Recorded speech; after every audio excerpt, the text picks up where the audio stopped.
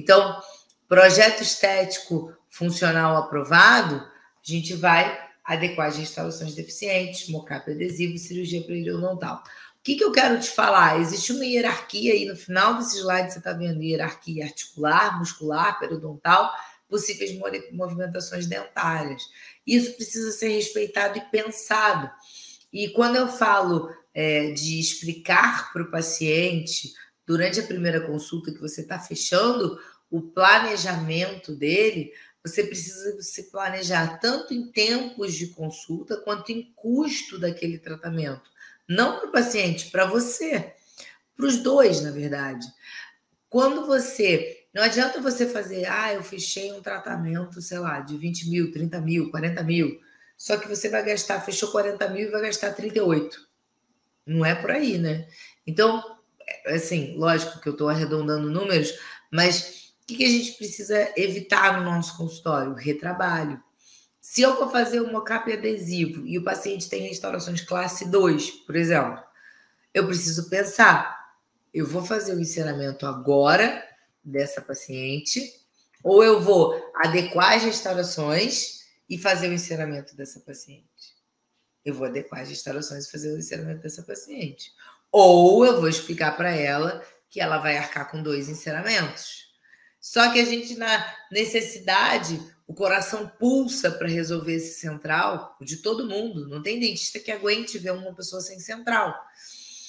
O coração pulsa para resolver esse central, e aí você fala assim, vamos fazer amanhã, molda e já manda para o protético.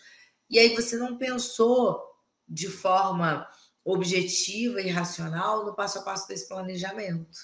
Então, temos que planejar de forma precisa e racional, com metodologia, tá? É preciso ter metodologia de planejamento.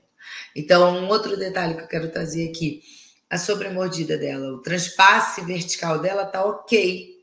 Se eu aumentar esse incisivo, eu vou causar uma sobremordida. Então, nesse caso dela, de fato, ela já precisava fazer múltiplas restaurações inferiores. Mas, ainda assim, a alteração de dimensão vertical de oclusão não era algo que ela pensava, mas ela pensava em aumentar o central. Então, lembra dos 4 motivos de alterar a dimensão vertical de oclusão? Lembra comigo? Se você não lembra, vai na aula 1. Quais são os 4 motivos? Número 1, harmonia facial. Número 2, espaço para restauração. Número 3, distância condilar. Melhorar a distância condilar. E número 4, relação incisal-oclusal. Relação incisal-oclusal tem a ver com transpasse vertical e realmente não ter uma sobremordida, ter um engate ideal entre os dentes, né? Um encaixe ideal nos dentes. Então, foi o que eu expliquei para ela, ela entendeu. E olha aqui um erro. Aula 1, aula de erro. Olha aqui um erro. Trocar as restaurações antes ou após o encerramento. Lembra que eu falei? No caso dela, a gente não trocou as restaurações. Eu fiz o escaneamento num centro de scanner e montamos com giga e APU. Eu estava na transição nessa época, em 2016, entre analógico e digital. E dentro dessa transição, a gente imprimiu os modelos, inseramos, Ricardo Malise, inseramos a mão, fizemos as barreiras e olha o que aconteceu. É isso que vai acontecer, isso que eu não quero que aconteça no seu consultório. Você vendeu um tratamento, fechou o tratamento, planejou o tratamento e quando olha, caramba, o que eu faço agora com essas muralhas, com esse silicone aí? Como é que eu faço?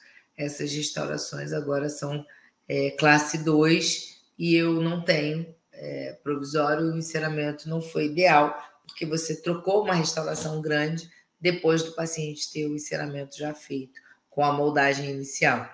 Então, cuidado, porque se você não tiver um protocolo preciso desse planejamento, você pode se perder.